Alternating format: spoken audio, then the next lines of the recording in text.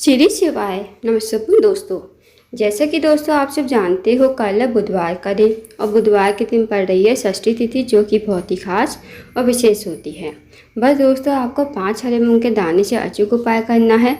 यदि आप इस उपाय करते हो ना दोस्तों, तो जो भी आपकी मनोकामना होगी, धन को लेकर, व्यापार को लेकर, नौकरी को लेकर, या फिर आपके जीवन की कोई अधूरी मनोकामना है, काफ़ी दिनों से अधूरी पड़ी है, तो इस उपाय को करने से आपकी मनोकामना अवश्य ही पूरी हो जाएगी।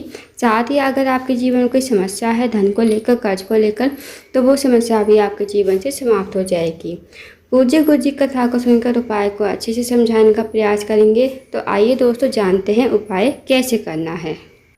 दोस्तों, पहला जो उपाय है वो है विशेष मनोकामना पूर्ति के लिए। यदि आपकी कोई विशेष मनोकामना है धन को लेकर, व्यापार को लेकर, नौकरी को लेकर, तो आप इस उपाय को अवश्य कीजिए। इस उपाय करने के लिए आपको 1 लोटा जल लेना है तांबे के पात्र में। साथ ही आपको 5 हरे मूंग के दाने लेने हैं, जो कि खंडित नहीं होने चाहिए। अब दोस्तों, इस उपाय को आप सुबह से लेकर शाम तक कभी भी कर सकते हो। अब आप चले जाइए शिव जी के मंदिर में। शिव जी के मंदिर में जाकर सबसे पहले आपके पास जो 5 हरे मूंग के दाने हैं, उनमें से 4 हरे मूंग के दाने आपको 4 स्थानों पर समर्पित करने हैं। सबसे पहला जो स्थान है वो है दोस्तों गणेश जी का स्थान। और दोस्तों, आप सबको पता होगा कि शिव जी का पूरा परिवार जलाधारी पर विराजमान है। तो गणेश जी का जो स्थान होता है जलाधारी के राइट साइड पर होता है। तो वहाँ पर आपको पहला हरा मूंग का दाना श्री शिवाय नमस्ते कहते समर्पित कर देना है। अब दोस्तों, दूसरा हरा मूंग का दाना आपको समर्पित करना है भगवान कार्तिक के स्थान पर। भगवान कार्तिक का जो स्थान होता है दोस्तों, वो होता है जलाधारी के लेफ्ट साइड पर। तो वहाँ पर आपको दूसरा हरा मूंग का दाना समर्पित कर देना श्री शिवाय नमस्ते कहते हुए। अब आपको तीसरा हरा मूंग का दाना समर्पित करना है माता अशोक सुंदरी के स्थान पर। दोस्तों, माता अशोक सुंदरी का स्थान होता है जलाधारी के बीचों बीच में मोटी सी लाइन बनी होती है नाग देवता की तरह। तो वहाँ पर आपको तीसरा हरा मूंग का दाना समर्पित कर देना श्री शिवाय नमस्ते कहते हुए। अब दोस्तों, चौथा हरा मूंग का दाना जो आपको समर्पित करना है वो है माता पार्वती का हस्तकमल।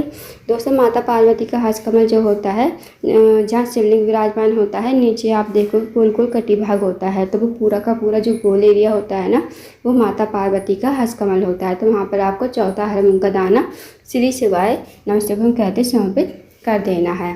अब दोस्तों, जो आपके पास 1 लोटा जल बचा है, 1 हरा मूंग का दाना बचा है, वो आपको लोटे के जल में डाल देना है श्री शिवाय नमस्ते कहते हुए। अब आपको सबसे पहले चारों स्थानों पर जहाँ जहाँ आपने हरे मूंग के दाने चढ़ाए हैं, वहाँ पर आपको थोड़ा थोड़ा जल समर्पित कर देना है। सबसे पहले आपको गणेश जी के स्थान पर, फिर भगवान कार्तिक के, फिर माता अशोक सुंदरी, फिर पार्वती के हस्तकमल पर। अब जो भी जल बचेगा वो आपको अपने हाथों में रखना है, दोनों हाथों में पकड़ना है और महादेव से प्रार्थना करनी है कि हे महादेव, मेरी ये मनोकामना है, काफ़ी दिनों से अधूरी पड़ी है, आप मेरी मनोकामना को पूर्ण करें। तो आपको ऐसी प्रार्थना विनती करते हुए लोटे का जल आपको शिवलिंग के ठीक ऊपर समर्पित कर देना है। जो लोटे में हरा मूंग का दाना है वो भी आपको शिवलिंग के ऊपर ही समर्पित कर देना है। 2 मिनट आपको मंदिर बैठना है, श्री शिवाय नमस्ते का जाप करना है। फिर आपको भगवान को प्रणाम करते हुए, विनती करते हुए आपको अपने घर पर आ जाना है। तो दोस्तों, करके देखिएगा, बहुत ही अचूक विशेष उपाय है। इस उपाय के लिए आप करते हो तो जो भी आपकी मनोकामना होगी वो मनोकामना आपकी अवश्य ही पूरी हो जाएगी। अब जानते हैं दोस्तों अगले उपाय के बारे में। अगला जो उपाय है दोस्तों वह है रोग मुक्ति के लिए। यदि आपके घर में कोई व्यक्ति काफ़ी दिन से बीमार पड़ा है, उसकी जो बीमारी है दूर होने का नाम नहीं ले रही है, तो आप इस उपाय को अवश्य कीजिए। इस उपाय करने के लिए आपको 1 लोटा जल लेना है तांबे के पात्र में। साथ ही आपको लेनी है 1 बेलपत्र जो कहीं से कटी फटी खंडित ना हो। अब आपको चले जाना है शिव जी के मंदिर में। इस उपाय को आप सुबह से लेकर शाम तक कभी भी कर सकते हो। शिव जी के मंदिर में जाकर सबसे पहले आपको 1 लोटा जल शिवलिंग के ऊपर श्री शिवाय नमस्ते कहते समर्पित कर देना है। उसके बाद दोस्तों, जो आपके पास बेलपत्र है ना, बेलपत्र को आप अपने हाथों में रखना, भगवान से प्रार्थना करना कि हे महादेव, मेरे घर का ये व्यक्ति है, काफ़ी दिन से बीमार पड़ा है, आप इसकी बीमारी को ठीक करें।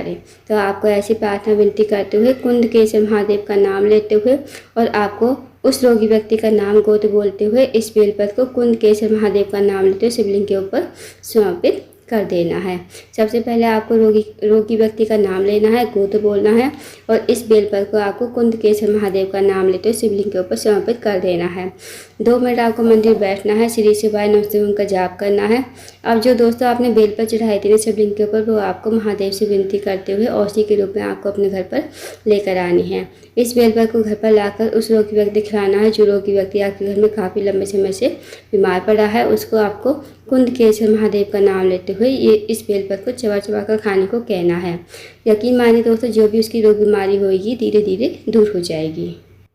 तो इस उपाय को भी अवश्य कीजिएगा। अब जानते हैं दोस्तों अगले उपाय के बारे में। अगला जो उपाय है दोस्तों वह है, अगर आपके जीवन में धन की कमी है, पैसों की तंगी या फिर आर्थिक तंगी से बहुत ज़्यादा परेशान हो, आपके घर में माता लक्ष्मी का वास नहीं है, माता लक्ष्मी आपसे रूठी हुई है, तो इस विशेष उपाय को अवश्य कीजिए।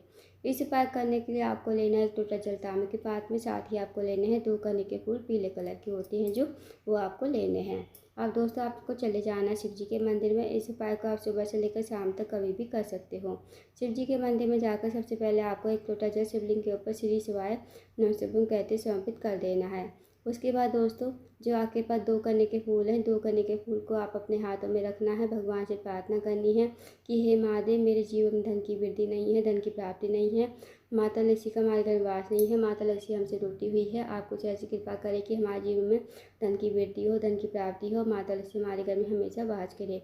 तो आपको ऐसी प्रार्थना विनती करते हुए आपको 2 कने के फूल शिवलिंग के ऊपर समर्पित कर देने हैं।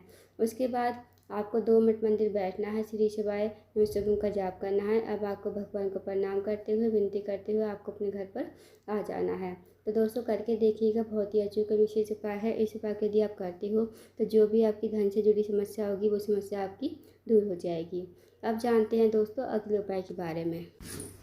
दोस्तों अगला जो उपाय है, अगर आप किसी कार्य के लिए बाहर जाते हो, आपको सफलता नहीं मिल पाती है, साथ ही अगर आपकी नौकरी नहीं लग पा रही है, तो आप इस विशेष उपाय को अवश्य कीजिए। इस उपाय करने के लिए आपको लेना है 1 बेलपत्र लेना है, आपको 1 चावल का दाना, 1 हरा मूंग का दाना और 1 समी पत्र, ये चारों सामग्री आपको लेनी है और ये खंडित नहीं होनी चाहिए। साथ ही आपको लेना 1 लोटा जल तांबे के पात्र में। अब दोस्तों आपको चले जाना है शिव जी के मंदिर में। इस उपाय को भी आप सुबह से लेकर शाम तक कभी भी कर सकते हो। अब जो आपने चारों सामग्री ली है ना, ये आपको लोटे के जल में डाल देनी है और शिव जी के मंदिर में पहुंचकर सबसे पहले आपको उत्तर की तरफ मुड़कर खड़ा होना है। भगवान से प्रार्थना करनी है कि हे महादेव, मेरे जीवन का ये कार्य है, बहुत दिनों से अटका हुआ है, आप मेरे कार्य को पूर्ण करें। तो आपको ऐसी प्रार्थना विनती करते हुए आपको ये पूरा जो लोटे का जल है ये आपको शिवलिंग के ऊपर समर्पित कर देना है। श्री शिवाय नमः ओम कहते हुए आपको सबसे पहले अपनी मनोकामना जरूर बोलनी है, फिर आपको लोटे के जल को समर्पित करना है। 2 मिनट आपको मंदिर बैठना है, श्री शिवाय नमः ओम का जाप करना है, फिर आपको भगवान को प्रणाम करके विनती करके आपको अपने घर पर आ जाना है। तो दोस्तों करके देखिएगा, बहुत ही अचूक विशेष उपाय है। इस उपाय यदि आप करते हो, जो भी आपका अटका हुआ कार्य होगा ना दोस्तों, वो आपका कार्य पूरा हो जाएगा और आपको नौकरी भी अवश्य ही मिल जाएगी। तो इस विशेष उपाय को अवश्य कीजिएगा दोस्तों। तो दोस्तों ये थे कुछ विशेष उपाय जो आपको बुधवार के दिन करने हैं। इन उपाय को अवश्य कीजिएगा। अगर आपको जानकारी पसंद आई हो, वीडियो को लाइक करें, शेयर करें, चैनल को जरूर सब्सक्राइब करें, कमेंट बॉक्स में श्री शिवाय नमः ओम हर हर महादेव जरूर लिखें।